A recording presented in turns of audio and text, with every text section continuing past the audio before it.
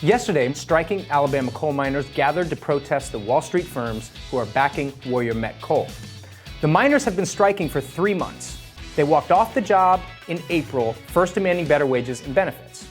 Back in 2016, these workers had agreed to a subpar contract with the understanding they would be compensated once the company got on its feet. Now they're taking their fight to Wall Street. These are the companies that fund Warrior Met and allow Warrior Met to pay their executives millions of dollars a year, while the miners, the workers themselves who are creating that value, are struggling to get by on sometimes as little as $22 an hour to spend 6 days a week, 12 hours a day underground in one of the deepest mines in North America, which also happens to be filled with methane gas. Independent labor journalist Kim Kelly joins us now to discuss this and more. Kim, we're so grateful to have you with us. Good morning. Thank you so much for caring about this story.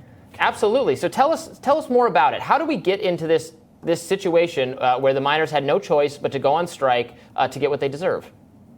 Right. Well, as you mentioned in the intro, this is a contract they've been working under for the past 5 years. When Warrior Met came to the mines, they were coming in after a bankruptcy from not the original, but the previous owners. There's a bankruptcy and there's a mass layoff, and the workers were kind of left without a leg to stand on. So when Warrior Met came in, they promised to hire everybody back, but they had to work under this contract that it cut their pay by about $6 an hour, cut their vacation days, their time off. It implemented this really terrible 4-strike system that is incredibly inflexible. And now most of the folks working there are parents and have families and have medical issues to contend with because they're coal miners. This is one of the most difficult, dangerous jobs you can do in this country. And so they've been working under this for the past 5 years. Now, this year, that contract is up. They hit the negotiating table. They're hoping to finally get a good deal because that's what they were promised. They were promised, if you make sacrifices now, we will make it right later. And that is not what has happened. The company has not come back to the table for weeks, and they have not offered anything substantial. They have not offered anything that the miners feel is respectful, given the sacrifices they've made. And so they have been out on strike since April 1st. There was a tentative agreement that was initially reached between the company and the union leadership back on April 8th, and that was presented to the membership, and they voted it down. They said, that's not good enough. You need to do better, and voted to remain out on strike. And now we're in month 3, and things have really heated up. There's been violence on the picket lines on the company side. Folks are struggling a little bit. There's been a ton of community support, but something's got to give, and they have been kind of ramping up their actions to get more eyeballs on this and put more public pressure on these companies and on Warrior Met to come to the table and finally show some respect. Yeah, Kim, you bring up an important point here, and I think it's really important to kind of summarize, right? There's a bankruptcy of the mine. All right, a company says that we see a potentially profitable situation here. We need partners in this. In this case, the partners are the workers, and they say, hey, help us make this thing a go. And at the end, we won't give you a good deal, but how about just a fair deal, right? And they're not getting that. And so they're out on strike now because they're not being treated fairly, which is a recurring theme across the country. And I would argue that this goes to the power of unions and why workers need unions. Because without the union, they'd probably be forced back in. Right? Unions serve a really, really powerful purpose in this country, and it's protecting workers in deals like this when they've clearly been taken advantage of. And we actually have the mine workers tweeting here in response. You're speaking to a labor journalist who is a 3rd-generation union member who's in 2 unions. I'm a big fan.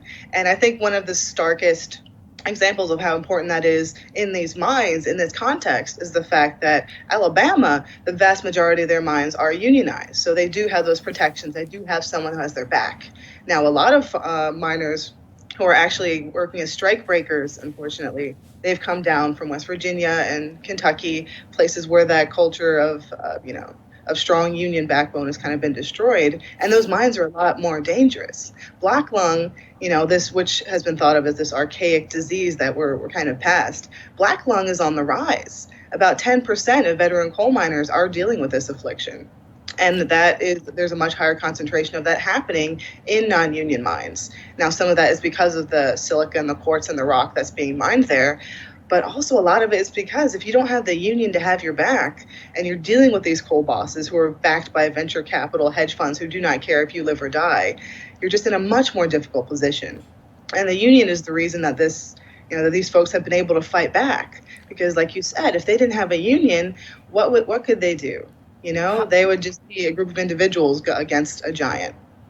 How likely is this collective action do you think, to get results? I mean, you always hope that they're going to win. And I do think they're going to win. The company can't last forever. They're already at much lower production. They're already bringing outside contractors and scabs. I think that I've actually been told by folks down there that they've had to purchase coal from other companies to meet their own quotas. They can't last forever. They can't starve them out as much as they want to. The motto for the union and for this strike is one day longer, one day stronger. They say, we'll be out here one day longer than they can stand it. I mean, the grand history of labor in this country, there's a lot of precedent, especially in the coal fields. Coal miners, this is not their first rodeo being out on strike and struggling against greedy coal bosses.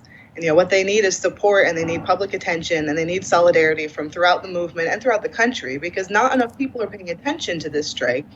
And I mean, it's been 3 months. If this was happening in New York or LA, it would be front page news. But, since that hasn't been happening, they had to bring their fight up to Wall Street and be like, hey, we're here. You can't ignore us. We're going to stand in front of your big fancy building in Midtown and hold up our signs and make you pay attention to us. So, Kim, you bring up a good point, and just a question I wanted to ask. Are you seeing others throughout the movement start to join and pay attention to this effort right now? Well, I mean, in terms of workers launching their own strikes? No, in terms of union leadership around the country, are other unions now supporting? Are they kind of taking a stake here and saying that they support these coal miners in their efforts to get a fair contract? Oh, of course. I mean, that's what the labor movement is about. It's about solidarity and supporting your brothers, sisters, and siblings. There have been union leaders coming down to Brookwood, Alabama, where this is unfolding, to show support at rallies and sending donations, sending support. Even yesterday, Stuart Applebaum, president of RWDSU, and Sarah Nelson, president of AFA-CWA, they were out there on the picket lines to show support. It was pouring rain out there. It was terrible, but there were union members from across New York, from multiple unions, that came out to show their solidarity. Like, this is, it's a dysfunctional family for sure, but the labor movement is a family. And that part, people have been showing up and showing out and showing them that they're not alone, even if the coal bosses and a lot of the media have not been paying them as much attention.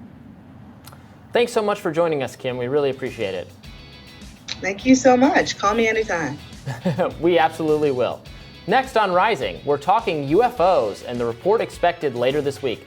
Very exciting subject. Stay with us.